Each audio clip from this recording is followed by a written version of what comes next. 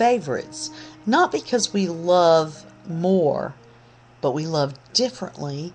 Because if we have a child that's very easy to contend with, to get along with, who minds us, who doesn't argue and bicker and all those other things, it's just easier. So it might feel like a favorite. But would we die for a child who's in our face all the time, calling us names and just being, as my mother would call a tarina? Yeah, we would. We'd still die for that child. We love differently. We don't necessarily love more. We see mothers everywhere who say, "Oh, Abel's making good grades. Abel's on his way to college. Abel always does what I tell him to do. Abel does the nicest things for me. Now I'm praying for Cain, but Abel is doing just fine." In every family, there's always seems to be a Cain and an Abel. We have another way to put it, a black sheep. Now, I don't know where that term necessarily came from. It has nothing to do with racism, so please don't misunderstand black not being the bad thing. But we often say, well, he's the black sheep of the family. Everybody else turned out just fine. She didn't do so well. Or she's the only one who did turn out fine. Or he's the only one who, look at his grades, look at his performance, look at the promotion, look at the job, look at the family, look at the house, look at the car. We pay a lot of attention to those things often. The day came, however, when Cain killed Abel. Now this we don't always have happen.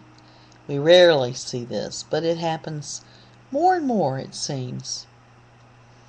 The first woman who had become the first wife and who was the first mother now attended the first funeral. She lost her baby son.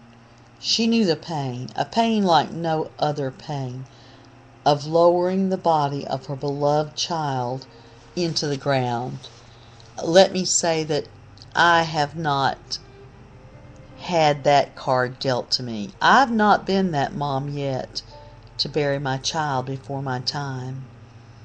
But that seems like it must be the most excruciating pain for any good mother that there possibly could ever be. Not only that, but her elder son was as good as dead, marked for destruction and living on the run. Cain was alive, but he was dead as far as she was concerned. He wasn't there for her either. She had the good son dead and the, quote, bad son on the run, and she was angry. She was furious, and to her, he was as good as dead. Do you have a child like that in your life that you've said, my life would have been better without you? Do you have a child in your life that you might say, if it weren't for you, I could have been somebody? Well, that's one of the challenges of being a mom. There's one kind of pain that we experience when we lose something we thought we would always have. There is another kind of pain in having something that you are perpetually in a state of losing. Cain represents that second kind of pain for Eve. He is alive, but he isn't. He survived, but he didn't. There is no loneliness like that of feeling alone, even if you aren't alone. I hear so many single women say, I want to be married. They sing the praises of marriage with a high C pitch. They think that if they just get married, their loneliness in life will be solved. Oh, tisk tisk. They don't seem to know that there are many married women who are still waiting to be, quote, married. They don't know that there are tens of thousands of women who get up every morning and fight loneliness all through the day because they are linked to someone who isn't there. Now, their husbands may be snoring in the bed next to them. Their husbands may be sitting at the breakfast table, but they aren't really there. They're present physically, but they are absent emotionally and spiritually. It's terrible to be with somebody and still be by yourself. I think that might be the loneliest of the lonelies. It's far worse than the loneliness of not being with anybody at all. Many relationships don't work, but they persist. Now you get it? They don't work, but they persist. The people in them exist, but they don't live.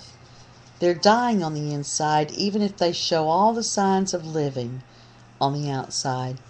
Cain represents all those relationships in which a person is in there, but you can't trust him or depend on him.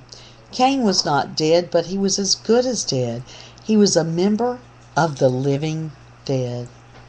Eve couldn't stop grieving for Cain because his life wasn't over. She couldn't pronounce a final benediction on Cain because he was in a lingering limbo. At least she could have a funeral for Abel. She could have put that to rest.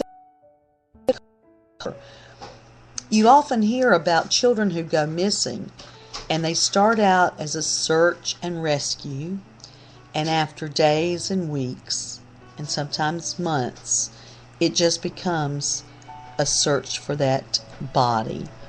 And the parents even find closure in that. As devastating as it is, they find a sense of closure in the fact that they now can bury that child. So many women I know have Cains in their lives. They have unresolved issues, which is what Cain was to Eve. They have relationships that are like sustained notes. There is no melody, but there also is no ending, no conclusion, no resolution. They're unable to determine in their minds if something is over or still in process. They feel as if they're on hold. They don't know where they are at or where things are going. One day things seem to be moving in one direction, and the next day things seem to be going the opposite way. Unless a woman learns to deal with the Cain in her life, she is in danger of cracking up. Yeah, cracking up, losing it, we might say. We mourn for what we lose, but at the same time, we know where the things we lost are located. We know where the body has been laid. We know where the tombstone has been placed. We can go there. We can visit, even if it's not the living child, but we can visit. Even if it's not a living husband or wife, we can visit a place and say our final words, or just routine talk, conversation about the day. But in cases of Cain, there's no body, no funeral, no grave, no tombstone. You just don't know where he is. Now you see him, now you don't. It's hard to praise if there's a Cain in your life because you don't know what it is that you should be praising God for. The reason you don't know is because you don't know where he's at. And until you know where he's at, you can't know where you're at. We're connected. We're linked. It's that umbilical cord. It may be invisible, but it is that umbilical cord. If you don't know where you're at, you're confused. And those who are confused find it difficult to get beyond their confusion to see the absolutes and the sovereignty of God. If you're going to be able to receive your next blessing, if you're going to be able to be in a position to experience the next move of God in your life, if you're going to come out of the valley of the shadow of death, you have got to let your past go. You've got to bury your Abel. You have got to say goodbye to Cain. Otherwise, You'll never be able to say hello to what God has for you next. It may not be a child, and it may not be a bad thing. It may be a loved one. It may be a spouse that you've buried.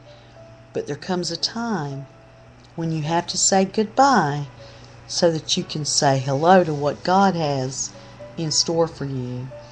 You can't continue to pine away over somebody you were in love with 15 years ago.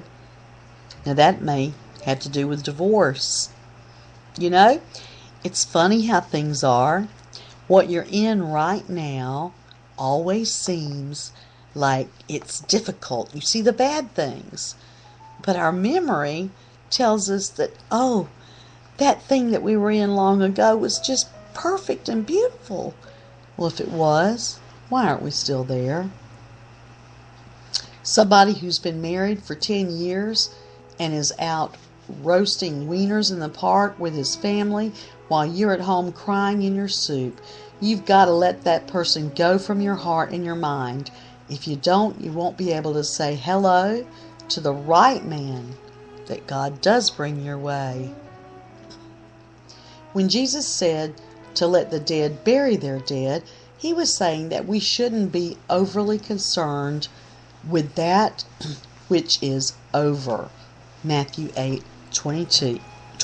Read that. Matthew 8:22. We should let what is over be over. You wouldn't let a dead man hold on to you.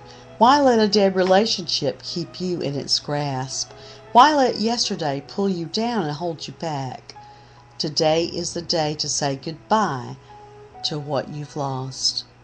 If you've lost that child, until they decide to return, they're dead to you. It may be your fault. There may be something you could have done to prevent it. But in most cases, we are free will agents. It's up to us. And if that child is of age, it will be his or her choice to return to you. We should let what is over be over. You wouldn't let a dead man hold on to you. Why let a dead relationship keep you in its grasp? Why let yesterday pull you down and hold you back? Today is the day to say goodbye to what you've lost, both to what you may have buried and to what has gone away from you. It may not be buried, but if it left you and there's nothing you can do to get it back, it's time to move on. It is your day to stop grieving and go forward. Ask God to help you deal with your disappointment and loss so you can be ready for the blessing He still wants to give you. He still wants to give you. He still loves you. He still cares about you. He still knows the numbers of hairs on your head. He sees the sparrow fall, and He sees the lilies in the valley. There's a challenge in being a mom. There's a challenge in being a woman. If you're in a relationship, whether it's with your child, whether it's with your grandchild, your parents, or whether it's with that significant other, husband, fiance, boyfriend, whomever it is, if they've chosen to let go, then it's time for you to let go and let God. Let go and let God. God loves you. He really does. Until next time, this is Sandra Thomason. I hope this has helped you today. You can email me at setplay13@gmail.com.